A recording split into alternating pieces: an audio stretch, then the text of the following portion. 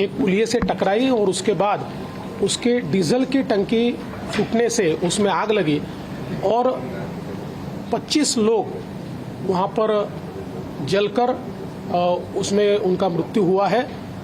बहुत ही दुर्दैवी इस प्रकार की घटना है। 8 लोग निकल पाए, ड्राइवर भी निकल पाए, क्लीनर भी निकल पाए, इसलिए वो बचे हैं। लेकिन जो लोग बस से नहीं निकल पाए, ऐसे लोगों का मृत्यु हुआ है। मैं और माननीय मुख्यमंत्री जी अभी वहाँ पर घटनास्थल पर जा रहे हैं। मुख्यमंत्री जी ने जिनका मृत्यु हुआ है उनके परिवार को 25 लाख रुपए का मुआवजा देने की घोषणा की है। जख्मियों का उपचार जो है वो भी सरकार की ओर से किया जाएगा।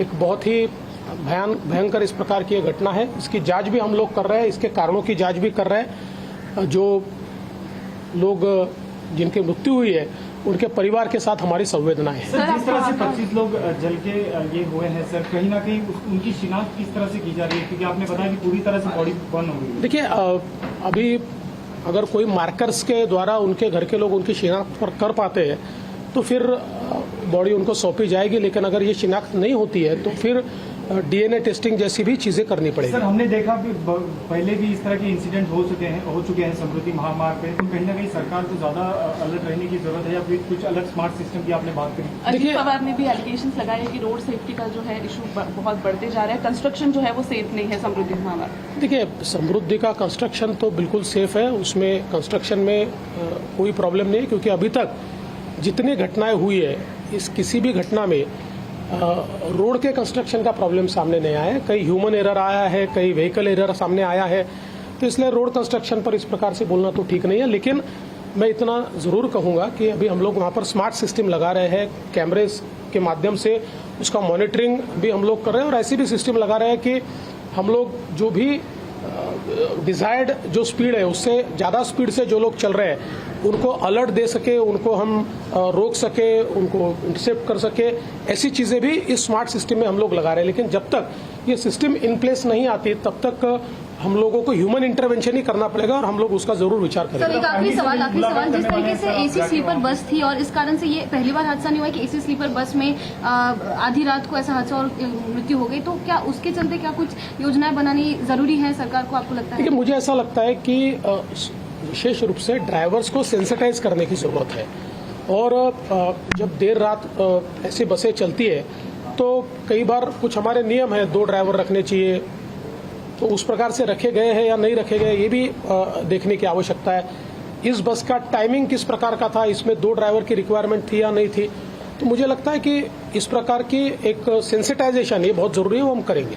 सर, एक आखिरी सवाल, मुंबई में भी काफी डेथ्स हो रही है, जैसे सिविक एक्टिविटी हम देख रहे हैं, बारिश को लेकर भी इंफ्रास्ट्रक्चर का कहीं ना कहीं इशू दिख रहा है, हर जगह वाटर लॉगिंग, जबकि सीएम ने भी कंफर्म किया था कि अगर इस बार प्रॉब्लम हुई मुंबई के सिटीजन्स को तो फिर वो बीएमसी के जो ऑफिशियल्स है उनको रेजिग्नेशन मांगेंगे, बट ऐसा कुछ दिख नहीं रहा है। देखिए, ऐसा है कि मुंबई एक कोस्टल सिटी है और इस कोस्टल सिटी में जब टॉरेंशियल रेन्स होते हैं और उसी समय हाई टाइड आता है तो ऐसे समय पानी निकलने की जगह नहीं होती और इसलिए पानी कई जगह रुकता है।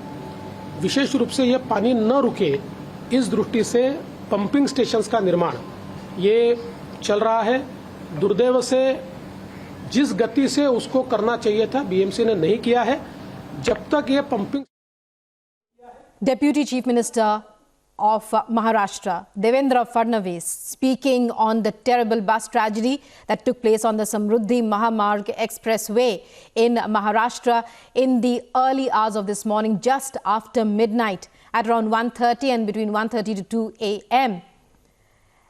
As many as 26 people died in that bus tragedy. Several others were injured. The bus caught fire on the Samruddhi Mahamarg Expressway. It was traveling from Yavatmal to Pune, and the 26 people who lost their lives were charred to death. The Chief Minister speaking on the processes that will follow. Let's listen in to more voices to understand more about what happened.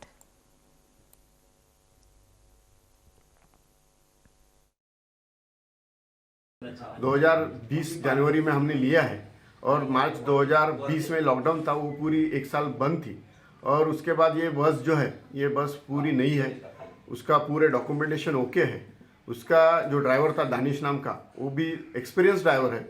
अभी हमको जो मालूमात हो गई उसके मुताबिक उन्होंने कहा है ड्राइवर कि टायर फूट गया और डिवाइडर को भिड़ गई। फिर वो जो हाईली इन्फ्लेमेबल जो सब्सटेंस रहता वो ट्रैवल्स में फेविकॉल रहता, प्लाई रहता, फोम रहता और डीजल रहता 300 से 400 लीटर, उसकी वजह से उसने फायर पकड़ा, ऐसा हमको प्राथमिक अंदाज से मालूम किया। इस बस में टोटल 27 पैसेंजर थे, ऐसा हमको हमारी लिस्ट के मुताबिक